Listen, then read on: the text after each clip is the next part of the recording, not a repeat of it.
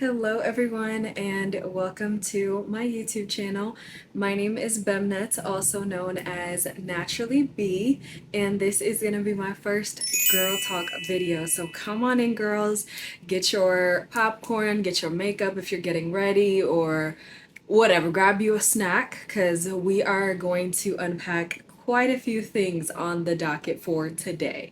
So first things first, if you do not know me, my name is Bemnet, also known as B or Faith. My name means by faith. It is a little bit of a rainstorm going on behind me, so let the rain, I guess, be therapeutic or whatnot. But I created this channel simply because I felt led to, number one, be a source of motivation, also to be a voice in this generation, to amplify women, to help women to truly feel empowered to be the woman that God has called and created them to be. So yes, that is the goal behind this channel. So yes, let's go ahead and get into it. So first thing that I want to talk about today, let's see, there's a couple of things that I wrote down, but first things first, I want to talk about learning, I guess, how to be a soft girl in a cold world. Okay, like learning how to maintain your softness while there is just so much chaos going into this world. And I feel like for me, one thing that has helped me to kind of regulate and keep myself quote unquote soft and remain in my feminine energy is by number one, getting ready. Okay, I don't care even if you have nowhere to go, put on a lounge set. Even if you're just staying at home, put on a cute little loungewear set. Get you some cute two-piece sets or something monochromatic or anything like that. Like, truly what helps you feel better is by looking better, whatever that is for you, whether that is getting your hair together. That doesn't mean you have to put on a full beat, that doesn't mean you have to put on a whole face of makeup, but just simply getting ready for the day helps you to kind of get in this mode where you develop a routine for yourself.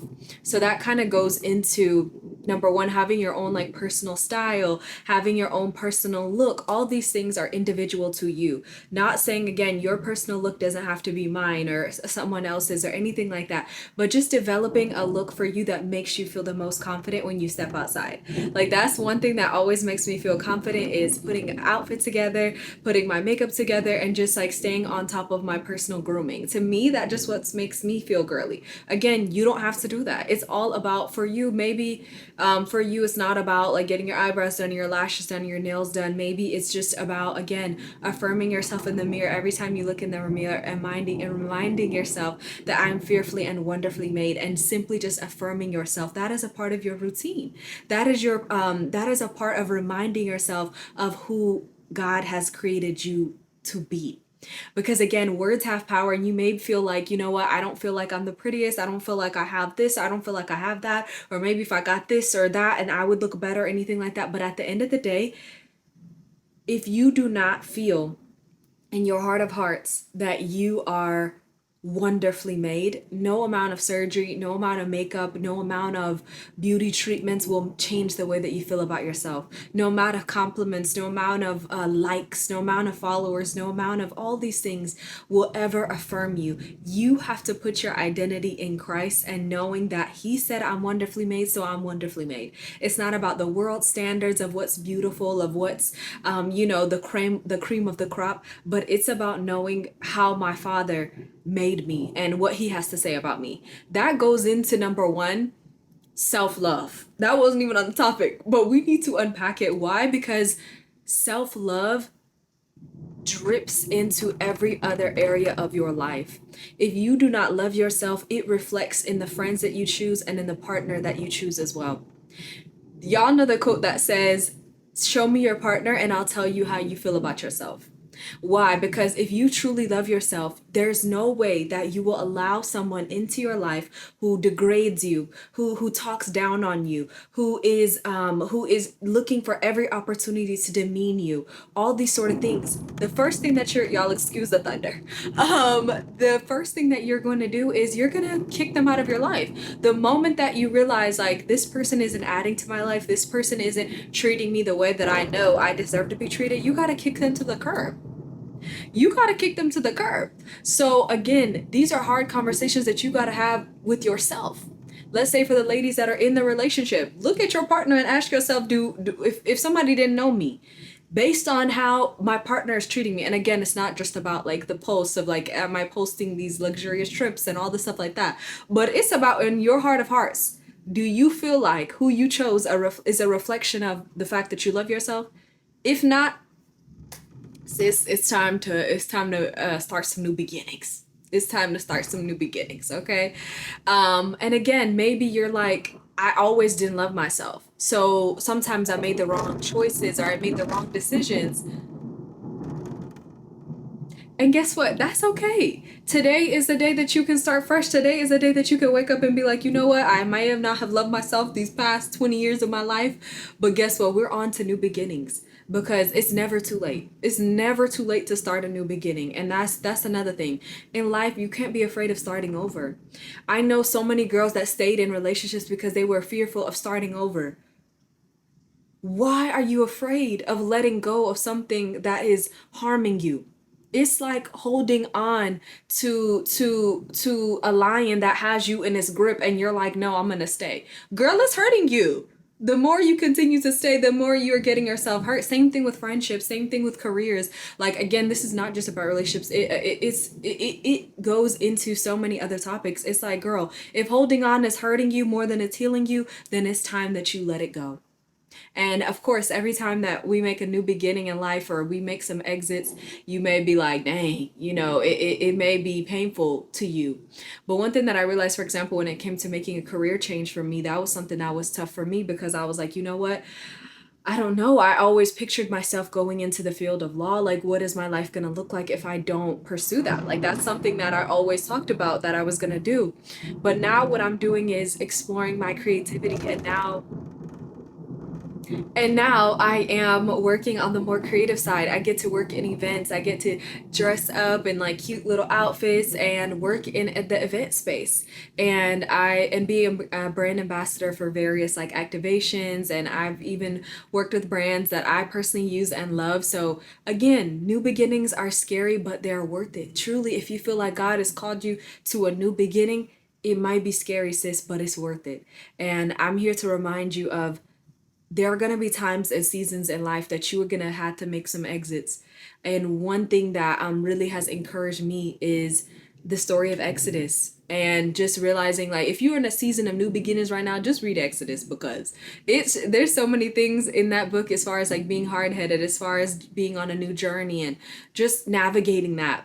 But one thing that always inspires me is realizing that there's some level of fear that we all go through whenever we're navigating something new or when God is navigating us in a different space. Even Moses, when he was called by God to be a speaker and a leader of his generation, he was brought forth complaints and he was like, God, I get somebody else to do it. And I feel comfort because I fall victim to that as well and telling God like, Lord, get somebody else to do it because are you sure this is for me? Because I don't know, and giving God all these excuses. But I'm here to tell you that God already knows your ending. You just got to trust him in the beginning because he already knows the ending. He already knows how this story is going to play out. So it's crazy how we refuse to trust a God who knows our beginning to our ending, yet we want to use our own finite wisdom to try to navigate through certain seasons of life. And it's scary, right? It's scary because it's like, okay, God, I don't know how this is going to turn out, but I'm here to tell you that if you do not get over that fear, you're gonna miss out on some crazy things that God has for your life. The best things in life that I've experienced through God has truly just been obedience over fear, and realizing that you don't have to get rid of all of the fear. You just gotta trust God and have faith more than your fear. You just got to have more faith than fear. God is not asking you to be 100% fearless. There's some seasons of life where you might be a little bit scared, but you just keep crawling till you get to the destination that God has called you to. So truly just realizing that you don't have to be perfect. You just got to be obedient. You don't got to be perfect. You just got to be obedient. And maybe you're like, well, I don't even know how to be obedient. I don't know. There's so many ideas that I have and I'm just trying to trust God with them. But here's the thing. You got to ask yourself, am I letting am I letting perfection stop me from walking in my purpose? Because that's one thing that I fell victim to, is thinking that, like, okay, in order for me to start this business, or in order for me to navigate through this thing or that thing, I gotta wait for it to be perfect. I gotta make sure that all my ducks are in a row, and I gotta make sure X, Y, and Z. And God is like, whole time is like, as you're walking in faith, I will provide you with everything that you need. But you cannot allow perfection and chasing that to stop you from walking in purpose. That wasn't in my notes, but I don't know who that's for, but I'm going to let it sink in. I'm going to let it sink in. I'm going to let it marinate. But yeah, and that even goes into one topic that I've written down, which is anxiety. Like, oh my gosh, anxiety will be something that, if you let it, can truly take over your mind, and will get you to the place where you're so scared to even like get out of bed, because you're thinking about the news and everything that you see online, and all these scary things. And I'm not gonna lie, this world is pretty scary. There's y'all know what's going on with the administration, all these sort of things. I don't even have to tell you guys. Like, it's a lot of crazy things that are happening in this world, and the only thing we can do is trust in God. Truly trust in God, and use wisdom to to try to be a change that we want to see. But like, you cannot let the fear of what if stop you from walking in victory, like truly from walking in the strength of knowing, like, I know who is with me, I know who is for me. So if he's for me, then who can be against me?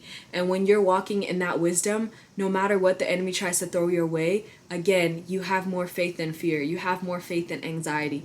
And David was someone in the Bible who too struggled with a lot of anxiety. And so, like, if you feel like you could not be used by God in mighty ways because you struggle with anxiety, have no fear. Okay, no pun intended. Have no fear, because again, you wouldn't be the first and you won't be the last. It's just about surrendering it to God and making sure that you are in prayer more than you are being anxious. Okay.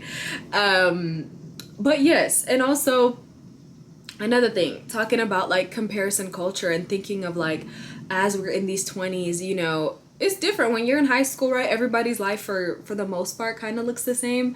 Like, like we're all in this building together, we're all getting our grades together, but it's like after college, everybody's life looks so different. Like, you may have some friends that are married, you may have some friends that are, in their careers, some friends that are, stay-at-home parents or have kids, or, all these sort of things. And it's crazy how, like, in your 20s, everybody is truly just in a different season of life. And you may have found yourself in a place where you're feeling like, you're kind of struggling with comparison, and maybe you're struggling with different people that you see online, and you're like, well, my 20s don't look like her 20s, or my 20s doesn't look like his 20s. But at the end of the day, you have to realize that the path that you are on is for you. And again, your journey does not have to look like anybody else's journey. I think like we live in a generation where it's like monkey see, monkey do. Like, everybody wants to do what everybody else is doing, but you got to realize, like, what if the path that God has for you is different? What if the lane that God has for you is unique? And it is. It's not even a matter of what if. It is. But if you spend your life whole time trying to be somebody's copycat, you miss out on the individual calling and purpose that God has over your life. That's one thing that I had to get over as well when I was too busy trying to be in the corporate world, because I felt like everybody is in corporate. I feel like, what else are you supposed to do if you're not in corporate after you go to college? And I did that, and it wasn't for me. It wasn't for me. But I definitely had seasons where I was trying to force it, where I was trying to, and granted, I was successful. However, at the same time, there was a lack of fulfillment. I was in that cubicle. I was in that cubicle with my little office overlooking a nice view, and it wasn't enough for me. I knew that this wasn't where God had, I knew this isn't where God needed me to be. But although it served a purpose, like, it served a purpose because it showed me I'm not where I need to be. So there are some seasons of life where you may feel like they're not fruitful, but it's just as important to know what's not for you as what is for you. It's important for you to realize. So I feel like, again, having that experience gave me the realization of what wasn't for me and what was something that God had to bring me out of.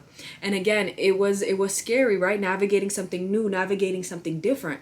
But I realized, what was more scary about it? Was it navigating, something new, or was it navigating something different? And sometimes it's the being different that is scary. It's the being set apart that is frightening. It's the I don't have any example to look up to that is scary. It's the nobody else has done it like this. That's scary. Being a pioneer in something in your family, maybe you're the first to do what you're doing. Maybe you're the first to navigate certain things in life.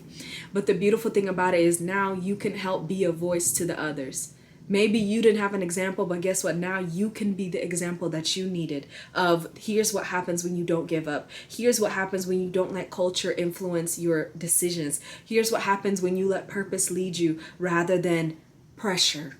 Ooh. Here's what happens when you let purpose lead you rather than pressure. That wasn't in my notes. Thank you, Holy Spirit. Because I'm so serious. Like, you gotta, sis, like, you gotta tighten up. You gotta tighten up. You cannot let the voice of the enemy, the voice of culture, be the thing that leads your life. It's a sad thing to be on your deathbed. You know, if you even get to be on your deathbed. A lot of people don't even get to be on the deathbed. They're just gone. So my thing is, it would be a sad thing to come to the end of your life, which we don't know when it is, and realize that I spent my whole life making decisions based off what I thought everybody else wanted for my life. I made decisions based on what was popular vote rather than what was purpose. So I want for you to live your life not according to what the world says, but according to the Lord's voice and being led by that. Because again, that is the best decision you can make. Not because it's always glamorous, not because it's always seeing the fruit. Sometimes you don't see the fruit. And that's the thing. You got to learn how to obey even when you don't see the fruit. There are some seasons of your life where you feel like you're buried, but you're not. You're actually planted. So there's a difference when you have a shift in your perspective of realizing, you know what? I'm not buried. I'm being planted. All these things that I feel like are coming at me at once, it's not the enemy trying to destroy me and distract me. What if it's God using all of this to plant me and have me rooted? And again, it's for my good. That's one thing you got to realize. It's for my good. And now again, let's not make hard-headed decisions and then be like, it's working out for my good though, because at the end of the day, it is. But also, let's use wisdom, because it can work out for your good as well with less scars. That's the thing, y'all. One thing that is a powerful lesson that I want you to remember, sister, or brother, I don't know who's watching this, but sister or brother, I want you to remember that you don't have to learn every lesson through your own scars. That's one thing that old youth pastor said, and it's always stuck with me. You don't have to learn every lesson through your own scars. Sometimes you could take a look at somebody else's scars and ask them, hey, what happened? How did you get that? Like, you don't have to learn everything the hard way. You don't. That's where wisdom comes in. Wisdom is realizing, and it comes from the Lord, and wisdom is realizing I don't have to be hard-headed to get the lesson. I don't have to learn everything through disobedience. I could get it right the first time. And that's something that, I'm still working on. Because again, I've had so many different seasons in life of just being hard-headed, and matter of fact, I'm still in one, and I'm trying. I'm trying. Could I try harder? Yes, but at the end of the day, I'm saying that to advise you guys of someone who's not perfect, but someone who's learning, someone who's trying to give you the wisdom. Okay, somebody who's trying to give you the wisdom, as I'm still learning as well and getting wisdom from God as well. So that's the beautiful thing about God is, when you walk in the lane that he's called you to walk, there's a flow. There's a flow state. There's a flow state that comes with it. Again, does that mean that everything just works out perfectly for you? No, but it just means that you got favor. It just means that God is not left you and he's by your side. So even your worst seasons, like when you have God with you, it's this supernatural peace. It's this supernatural favor. It's this supernatural mercy. This grace that God gives you to just navigate these certain difficult seasons that other people would have taken them out. But for you, you're still here. You're still standing. You're still glowing. You're still shining. You still looking like nothing like what you've been through. And that's the beautiful thing about navigating this journey with God. And like when it comes to like having a soft life and you want a true soft life, you better surrender your life to Jesus. That's a soft life. Soft life, not in the sense of like everything is just working out so beautifully for you, but more so in the sense of like, again, he's like the best girl dad, and he truly just gives you this certain glow on oil on your life that no matter what season you find yourself in, it's truly just this peace. But again, By soft life, I don't mean nothing challenging or nothing, tough will come your way. But again, it's just this beauty that you are like a rose that grew from the concrete, in the words of Tupac. I think that's Tupac who said that. But like, you'll be like a rose that grew from the concrete, and you're like, what the heck? How can a rose grow from concrete? But that's what I mean by that. In the sense of like, navigating this life with God just gives you this certain type of swag. I don't know what else to say. I don't know. There's like swag that like even your worst seasons is still fruitful. Like you still come out on top every single time. And that's one thing about God. And just truly like the best sisterly advice like I can give a woman is truly just like identifying your purpose and planting yourself in God. That's the best thing that I could tell you to do. But also practically not letting the wrong partnerships and relationships throw you off your balance. Because one thing that I realized for a lot of girls, something that just always I've seen like truly like throw a girl off balance, is nothing like a hard-headed man to make a girl be thrown off her journey, off her balance. You may have got your relationship with God right. You may have done, and then boom, here comes this gentleman, comes around, and I guess he looked like everything you wanted him to look like, but then you end up feeling like you just went so back, like feeling like you went backwards. Why? Because again, the enemy knows what you're looking for too. So it's like when it comes to like the single girlies, and advice for the single girlies, number one, you need to identify your non-negotiables. Identify your non-negotiables and identify your deal breakers. You ain't gotta tell him this is my deal breaker and this is my non-negotiable and this is my da-da-da. But you need to mentally keep track of that. And when you observe those things, ask yourself, what degree offense is this?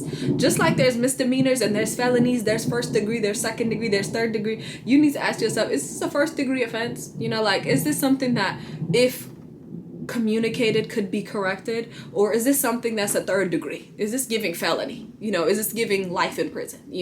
Because that's what happens. If you continue to engage with this certain individual, it's life in prison. It's life in prison, mental prison. Shoot, you might end up in physical prison again. Yeah, y'all seen Fatal Attraction. So again, you need to identify those things, because as you are navigating dating and things like that, if you let the wrong person into your life, girl, that's a setback for so many years. And again, you could heal from it. Like I said, you could heal from it, but it's gonna come with a lot of wounds and scars. And ideally, you would again just have to heal from those things, so that way in your next relationship you do not take those things with you. But yeah, like you gotta identify those things, girl. You gotta identify those things. And also, girl, relationships can end without it being some sort of tumultuous thing. You know what I'm saying? Like, don't feel like you gotta wait for like the earth to split open and y'all both to fall in to realize like, hey, this isn't working. You could just simply realize that y'all are incompatible. That's the thing. Like, sisters, especially my Christian girlies, just because he's a believer and you're a believer doesn't mean that's your husband. That is the bare minimum. That is not the end all be all. It's just bare minimum. There's so many other things that you need to identify if there's compatibility on before you truly give yourself into this relationship. Also, girl, identify the difference between being love bombed and genuine interest. Because at first this can kind of look like the same thing, but how you can kind of truly navigate the difference is truly time. Like, I know that's not the answer. You want to look for specific things, but again, time is the greatest revealer. Time will truly show you, like, is this man about it for real, or is he just putting on a front? Because here's the thing, somebody can't put on a front for that long. If you truly are a woman with discernment, you'll be able to identify these things. But again, you got to give it a little bit of time. Of course, if you see those red flags early, there's no time that needs to be given. But if you are like, hold on, he's coming correct, he's doing everything correct, like, is he truly a man of God like he says he is? Don't just listen to what he's saying. Don't just listen to how much scripture he knows. Just because he's been in church since he was a baby doesn't mean anything. You need to ask yourself, what are the signs that is truly reflecting? Where's the fruit? Inspect the fruit. That is what you need to be doing. Because guess what? Fruit doesn't lie. Some fruit may be counterfeit though. So you need to, again, you got to take a closer look. From the distance, it may look juicy. It may look good to eat. But once you get up close, you're able to identify, this is styrofoam. This is not real fruit. So yes, my camera died, so I low-key forgot where we were at. But yeah, I just think at the end of the day, it's so important as a girly to learn your boundaries, learn how to say no, learn how to, again, not people please. Like, that's one thing that you truly have to learn, especially like as a believer, that like, again, you can be kind, but that doesn't mean that you are someone who stepped all over, who has no boundaries, who just lets everybody have their way, take advantage of you.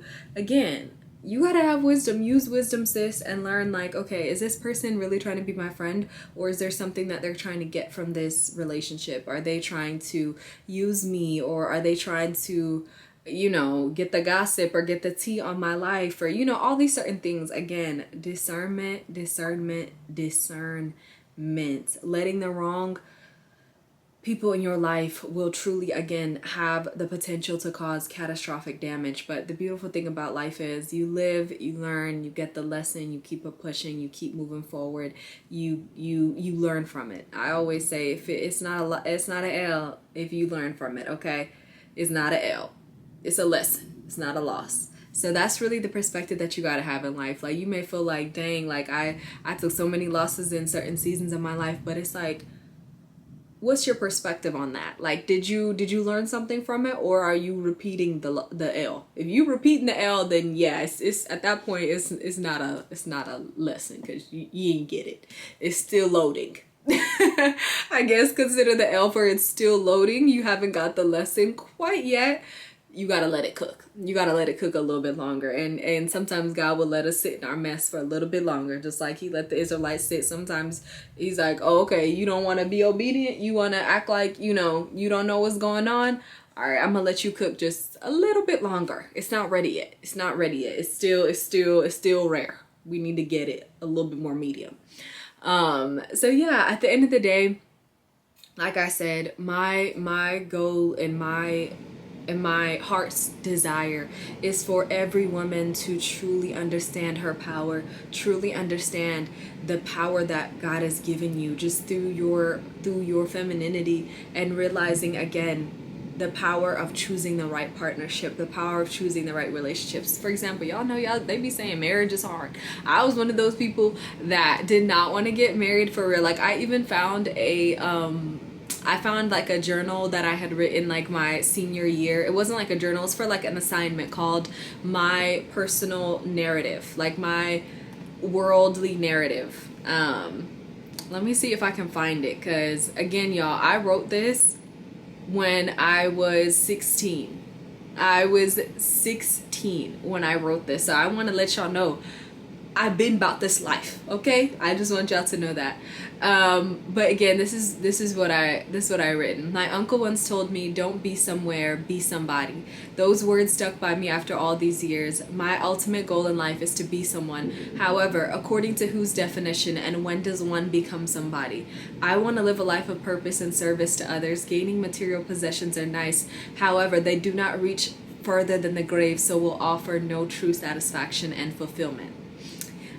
You know, and I kind of just wrote about what my career goals were, and I wrote that I wanted to be a lawyer and work in the criminal justice department.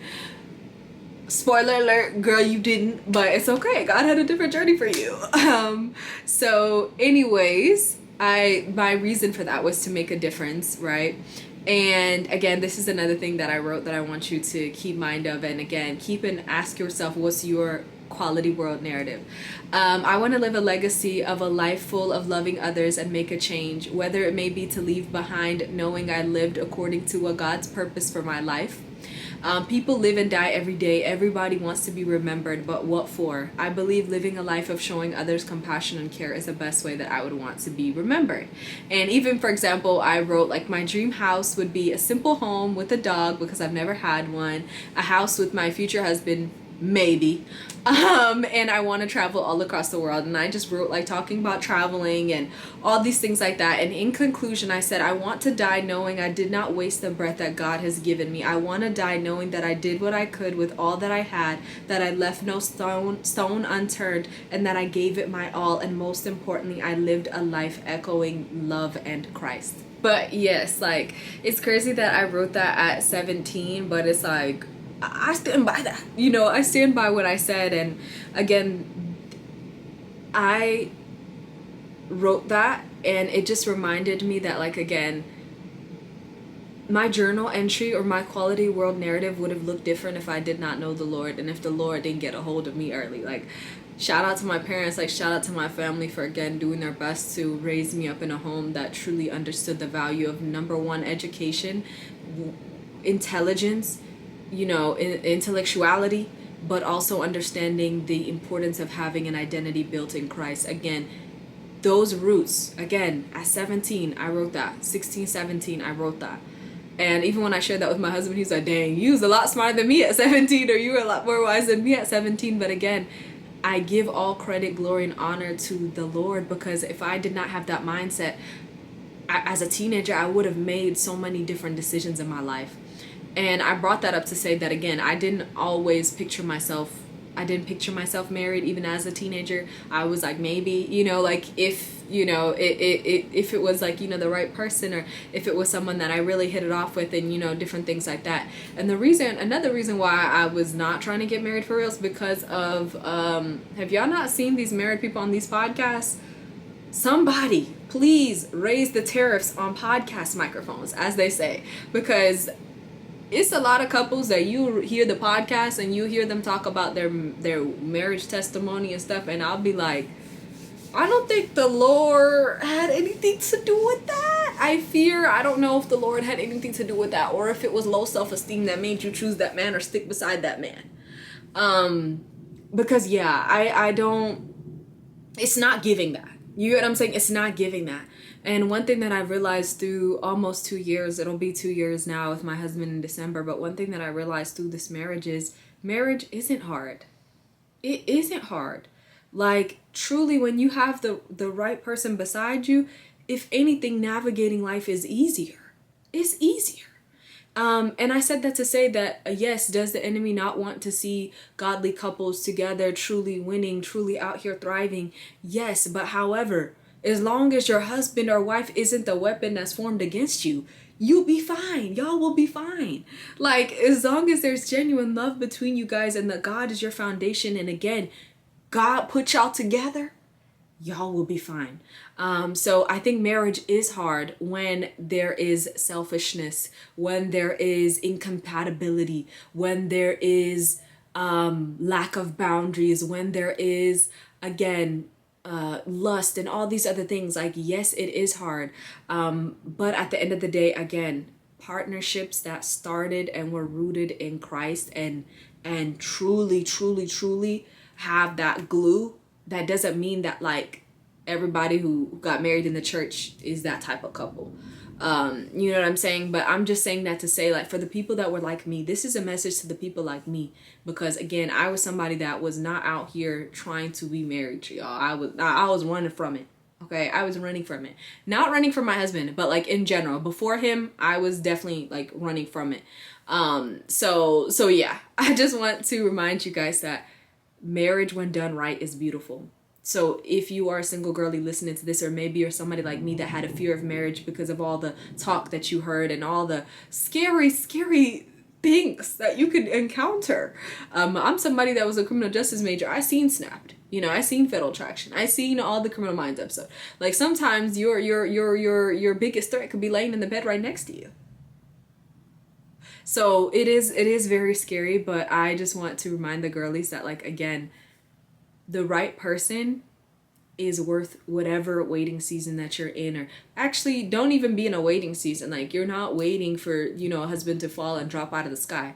This is your working season. You focus on purpose. This is your purpose season. I don't necessarily like the language of like waiting season, when women are like, oh, I'm in my waiting season for my husband, or as if you're like in this elevator, like that you're waiting to get chosen or waiting for somebody to come pick you. So it's like, no, you're not waiting around and your life hasn't begun yet because you're not married. No, your life is perfectly fine. You are still purposeful. You are still fruitful. You are still like, your life, you're not waiting around. I just don't like that language, and I don't like that narrative. Even when I was single, I was not no, I would never call it just as for me, because I was just like, I'm not waiting around for anything. Like, I'm working, I'm minding my business, I'm working on my purpose, I'm working, I'm focused on that. But again, I understand that language, resonates with some people. So I don't mean to say like, oh, if you use that, da da da. But it's just me personally. I don't necessarily. I feel like there's better language that can be used. So, anyways, if you are in a season where you are single, or you are, maybe you're in between relationships, or whatever the case may be, I just want to remind you that when things are done right, when things are done, decent and in order and in God's timing, it is beautiful. So I just want to rebuke the spirit of fear and the spirit of anxiety, maybe because of, just language. For me, it was just like social media and like seeing different women talking about their marriage and da da da.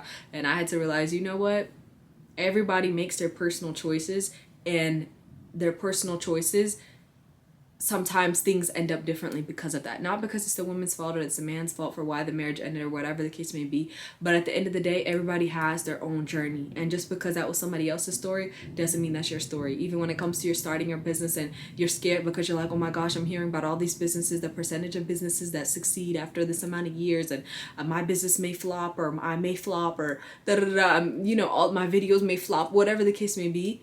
Your story isn't anyone else's story. Truly trust God and run the race that He's called you to run. So yes, this has been Girl Talk. We've unpacked quite a few things. So if you've made it to this point, thank you so much for watching. Be sure that you click that hype button. I don't know what it really does all the way for real, but they said it's good. So y'all click that hype button. You also be sure to hit the subscribe button. And again, comment down below any of the topics that you'd like to see me unpack. If there's any topic that you'd like me to expound on, let me know. It's been your girl, Naturally Be. It's been a pleasure chatting with you, and I'll see you next time.